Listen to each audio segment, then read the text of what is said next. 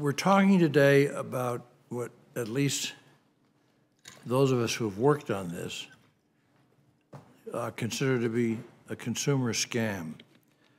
And we have, we do a lot of that in this committee. The nature of the committee has changed just a bit, and we really look out for consumers, whether it's during the health care debate or whatever. We're consumer friendly. And it's a scam that takes advantage of American families at really one of the most vulnerable times in their lives, doing something which they'll probably only do once or twice in their entire lives. They load all of their worldly possessions into a moving truck and move to a place where they have found a new job, a new opportunity, a new home, or for whatever reason. But it doesn't happen very often in somebody's life.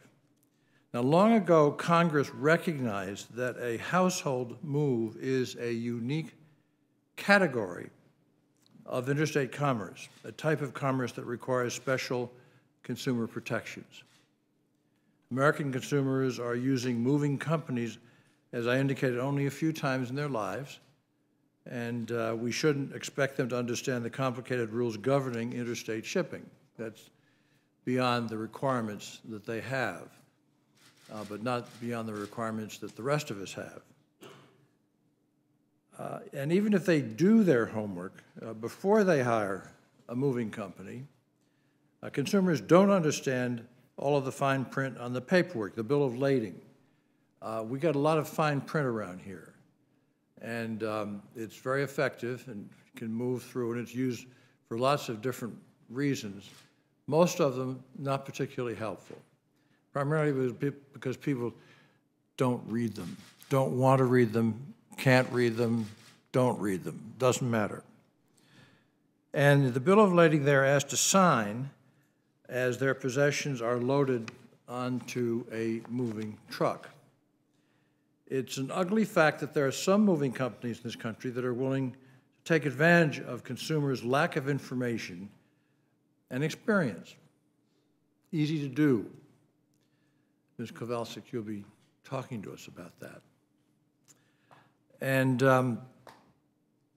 one of our witnesses, in fact, Rihanna Kowalczyk, is going to tell us how dishonest moving companies can turn the already distressful circumstance of a household move, which is in fact exactly that, into a full-scale personal disaster. This committee and others in Congress have been aware of the problems of the moving industry for many years. On several occasions, we have written laws that we hoped would put an end to these abusive practices. It's easy to write laws. Actually, it's sort of hard these days to write laws or get them passed. But even if we do, it's very hard to stop practices which are not the majority of moving, because the majority of moving is handled in a proper way, and the minority is not. But the minority is enough so that we want to concentrate on that.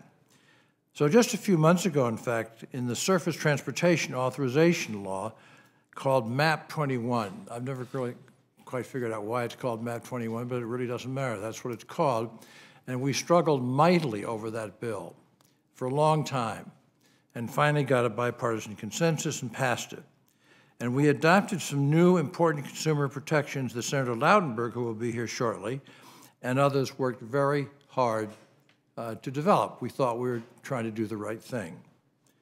Other groups are also working to clean up the moving industry. Our witnesses from the Department of Transportation, Inspector General's office, Mr. Timothy Barry. Mr. Barry is right there. And is going to tell us about the great work that he does. Well, the work that you do, which is, when you tell us, we'll think it's probably great. With law enforcement agencies across the country to track down and prosecute moving companies that defraud customers. And this, for a small interruption, is something that interests me a lot. We're talking about crime here. We're talking about crime. And we're talking about scarce resources. We're talking about attorneys general in the states that just don't think that they have the time for this, and you can go down through all kinds of people who might or could be paying attention to this, but for the most part, they don't. It's an interstate commerce matter, pure and simple. AGs could go after it, but the feds can do it most effectively, I think. So the question is to track down and to prosecute moving companies that defraud customers, not those who don't, not those that have a proper bill of lading and it's understood and it's been read and people have looked over the inventory and had a chance to see all of that. But let's be honest, these efforts are not succeeding to put an end to the abuses, and hence this hearing again today. A new Commerce Committee staff report that I released today, and I ask unanimous consent to release it, and I grant myself that honor. It's very nice. It'll make you a little angry when you read it. It's not that long. You can do it, Ms. Kowalczyk, you can do it on the train ride back. You taking the train back to Brooklyn? You are, okay. Well, I'll give you my copy.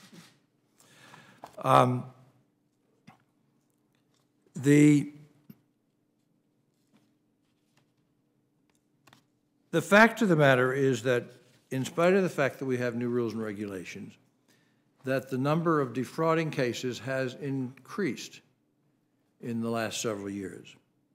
And the overcharges have increased. Hostage situations, that is when you're held hostage and the truck just says, all right, well, that so-called bill of lading, which I'll get into in a minute, which you did over the internet or over the telephone, doesn't mean a thing to me, and so we're going to have a new bill of lading, and you got to sign it, and if you don't sign it, well, by golly, I'm just going to hold your furniture and all your moving goods hostage, and there isn't anything you can do about it. One of the reasons that moving scams are not going away is that dishonest companies are getting better at using the internet. Some moving brokers, remember that, have figured out how to use the internet to lure customers into a bait and switch game. Here's how it works. Internet moving brokers sign up consumers by offering them low, so-called binding statements for their moves. Now, these brokers don't own any trucks. They're not moving companies. They're brokers. But they don't tell you that. They don't say, oh, we don't have any trucks. We're just a broker. And then somebody will turn up at your place, but we don't know who it's going to be. They're not upfront with their customers at all. On the day of their moves, many customers learn for the first time that an entirely differently named company will be moving their possessions. And that will always be a company that they've never heard of. And the sketchy companies that show up on Consumers Moving Day routinely jack up the price of the moves after they have loaded all of the consumers' worldly possessions in the back of their trucks.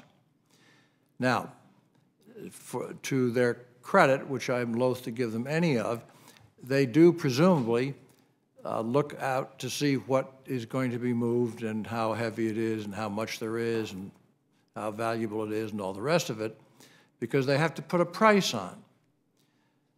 But to this point, they have not done that. But then they quickly do. After they pack it up, the bill of lading, which Ms. Kowalczyk has been worrying about, just disappears from the face of the earth. It's a nothing. It's an absolute nothing. It's a non-step. And she is handed a new bill and a new piece of paper to sign. If she does not sign that piece of paper, which probably doubles or triples the amount of money that she will be required to pay, they may drive the truck for a couple of blocks and just park it in some parking lot, and they hold all the moving goods hostage. Now, this is not going to cure our problems with Iran or with the Soviet Union or with China or anything else, but that's not what we're here for. We're here to try and help out people like Ms. Kowalczyk who have been through these horrible experiences. So, again, the consumers have received so-called binding estimates from somebody who comes to them through the internet or over a telephone, and thereby who definition has absolutely no idea what's in the consumer's house, whether there's a lot, whether it's valuable, whether they're all antiques, whether they all come from the Baroque period, whether they're modern, whether there are a lot of them, whether there are a little of them, they have no idea. But they quote a price, and it's always a low price, always a low price, because low prices are nice things to have, if in fact it turns out that way. But they don't see Ms. Kowalczyk, they don't have any experience with her, they don't see her house, they don't see her goods, they don't see what they're saying they're going to do, and then they give themselves names, and we'll get into that. And they give themselves names which are suspiciously like, I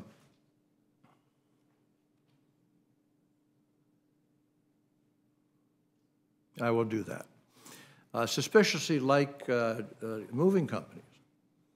In other words, the broker who has no trucks, probably has a car to get to work, but no trucks, no moving capacity, but they give themselves sort of moving van-like names. So what is Ms. Kowalczyk meant to do?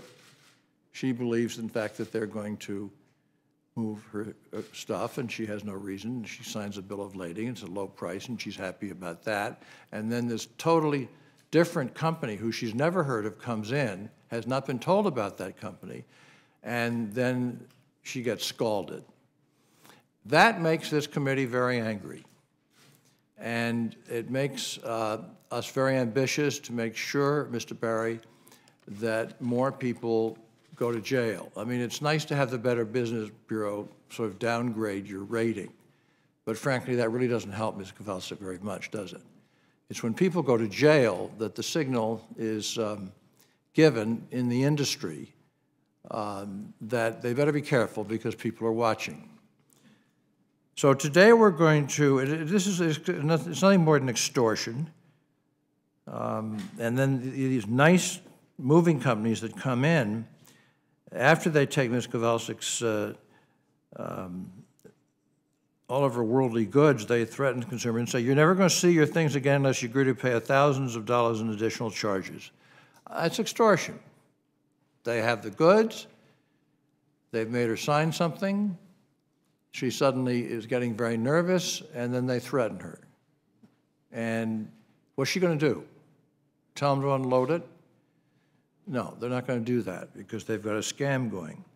So today we're going to learn more about how internet moving brokers and their moving carrier partners are causing substantial harm to consumers all across America. Now, these companies are not only hurting consumers, they're also damaging the reputation of the moving industry, which we don't want, because the vast majority of moving companies follow the law and give customers good service at a fair price, but not Ms. Kowalczyk. And she's representative of so many people. So we need to redouble our efforts to end these abuses, whether that means improving consumer protection, consumer education. It's like this, it's sort of like these ads that you're seeing on television now. Wait a little bit. In other words, don't text when you're driving. You can wait. You can wait. You can die or you can wait. And if you have an accident, you kind of remember that and you don't do it again. Well, these moving companies and these brokers need to have an accident so that they don't do these kinds of things in the future. We need to give our regulators and law enforcement agencies more authority, and we have to give them more resources, which is easy to say and hard to do these days when we're facing a fiscal cliff. But we are going to fight mightily on this committee to get adequate resources to some of those who are before us. We need to put these companies out of business. And we're going to keep doing our part in this committee. We will continue working to improve federal policy, and when we find information indicating potential criminal activities by these companies, we will share it with the Department of Justice, the DOT Inspector General, any other appropriate authority. These abuses have to end.